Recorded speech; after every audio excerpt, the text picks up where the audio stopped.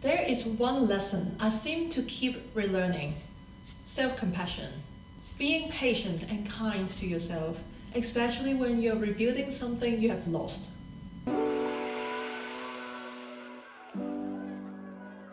If you're new here, welcome. My name is Venus and I'm a music therapist based in Sydney. And if you have been here for a while, hi, it has been a while. My last video was back in December last year, I think. And a lot has happened since then. So I'm here again and I want to give you an update of what has been going on. So in November last year, I broke 4 bones on my left hand because I fell off a motorbike.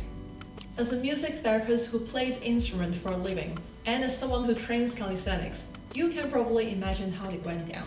The timing was also impeccable. I took the cast off right before Christmas, and in total I had 6 weeks of forced rest over the holiday period. Luckily, I didn't need surgery, but I did spend December barely able to hold my toothbrush. This year I started seeing a hand physio for rehab. Doing different hand exercises using this putty to train the mini muscles on my hand. It's been quite fun somehow, I guess. And slowly, week by week, things started to come back. I can now hold my toothbrush and clip my nails, and I almost can play bar chords on guitar comfortably. I got my pull-ups back. These sound like small things, but when you've lost them, they feel enormous. The one thing I still can't do is a handstand. My hand just can't hold that kind of weight at the moment.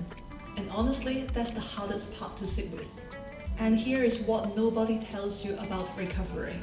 It is not the physical part that breaks you, but the mental part. Using a resistant band to do assisted pull-ups to rebuild your grip strength, the back muscles. Knowing that a few months ago you could do that without thinking, without any assistance. That's a specific kind of hard. And it's not pain exactly, more like grief. And I had to keep reminding myself, I broke 4 bones. Of course it's gonna take time. Of course it's going to feel slow. But the brain doesn't always accept that logic, right? It just compares where you are now to where you were. And then you have a sense of lack. So I had to practice what I genuinely preach. Self-compassion. Not the soft, passive kind, but the active and disciplined kind. The kind that says, baby steps are still steps. Progress is progress. A win is a win. Even when it doesn't feel enough. This is how it looks like. Week 1, I started using this kind of thick resistant band to do pull-up. The second week, I moved on to the thinner bands. And 2 weeks later, I could perform a normal pull-up again. It worked, not because I pushed hard, I couldn't anyway with my hand, but because I was consistent and patient. And that shift in approach, that's what I'm taking into everything else this year. Last weekend, I watched someone who was practicing a very difficult drift on the motorbike with their knees almost touching the ground. Meanwhile, I was just trying to ride a straight line on my scooter. It was a deja vu moment. 4 years ago, when I first started training for my first pull-up, I felt exactly the same. I used to go to the park every day with my resistant bands and a stool. And I was struggling every day to build my back muscles, to improve my grip strength, while I saw males of all ages being able to easily, effortlessly do a set of a few pull-ups. I felt a sense of lack at that time. I was like, okay, it shouldn't be that hard, right? But I was really at the beginning stage. I could barely hold myself on the bar for more than 5 seconds. And at that moment, I realized there was no comparison. Everyone was on their own journey. There is a progression to almost every goal you want to achieve in life. Of course, it sucks when you're trying to put in the reps in public. But at the same time, those people who can do whatever you're trying to do right now, they have been through what you're going through. And most of them are actually nice enough to give you some tips and advice because they have been there.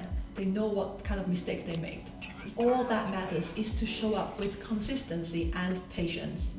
So, 2026, I have 3 goals. And somehow they all start with S. The first one is strength.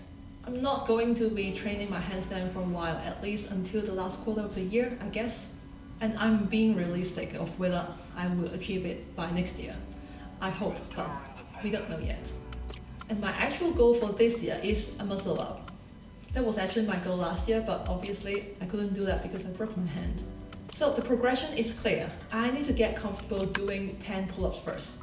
And then I need to rebuild my dips. And then I need to work on the transition from the pull to the push. I track my progress week by week. I try to progressively overload, but I'm not rushing through it. The second goal is Spanish. I'm aiming to take the B2 Spanish exam by November. Right now I'm sitting at around A2, but to be honest, I don't feel confident at all, mostly on speaking. I feel like reading is fine, listening, sometimes I can pick up vocabularies and I will just guess what they're actually talking about, but speaking is always the issue. But to give you some context, I have learned other languages before, and this is actually my 5th language being taken seriously. But the first one that I'm acquiring after I turn 30, which might be interesting. But as you know, you don't suddenly speak a new language. You show up every day and let the skill accumulate. I'm documenting the whole journey right now. The embarrassing moments, the struggling, the small wins, the confusion, so stay tuned for that. And the last goal is scooter. Yes, shocking, I haven't given up yet after falling off from the motorbike last year. But that was a manual motorbike, to be fair, and I just feel like that's too overwhelming, I cannot handle all that stuff. So I shift my goal to a scooter instead. As I mentioned earlier, I went back to practice recently and it was absolutely terrifying. Obviously there was trauma and I was going back to the exact same spot where I failed to practice. So it was mentally and physically difficult. And I just feel like people don't talk about this enough, how hard it is to actually learn a new physical skill after you turn 30. You can't afford to fall anymore, you know? But as I said, I just need to get more exposure, get more practice to build confidence, that to register in my brain that I have evidence that I can do this, I've done this before, and I'm slowly building up the skills. I start with the straight lines and slowly I will do turns and so on. But yeah, getting back on something after it hurt you, physically or otherwise, it is difficult and it takes some kind of courage. But I'm committed. And more than anything, I want to take this at my own pace. Safety first. I'm ignoring the little voice in the back of my head saying that, oh, you should be at that stage by this time already. No, I'm taking that at my own pace. And all 3 of these goals have something in common. Yes, they all require consistent effort over a long period of time, and there is absolutely no guarantee that you will feel good in the middle. And I think this is the part where we don't talk about enough. We talk about goals, results, transformation, but we don't talk about how it feels like to be in the middle of rebuilding something. When you're not where you were, but you're not yet where you want to be. And it is a vulnerable place to be in. And it is the exact place where self-compassion matters the most. Not giving up on yourself.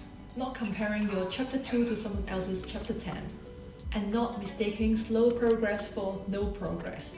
I'm still in the middle of my story right now. But I'm not letting what happened last year to be the end of the chapter. And if you're in the middle of something too, a setback, a restart, a rebuild, I hope this gives you a permission to take things 1 week at a time. I'll be posting more videos this year, hopefully, on managing emotional health and energy during your recovery, and practical tools for keeping your time, energy and attention on track so that your goals actually happen. If that sounds useful, don't forget to subscribe so you don't miss them. And if you want more behind the scenes, the stuff that I actually don't share on social media, I have a free weekly newsletter that you can sign up at venuskwong.com/newsletter. I do write about what I learned every single week on mindfulness, on productivity, well-being, that kind of things. Thank you for watching and I'll see you in the next one.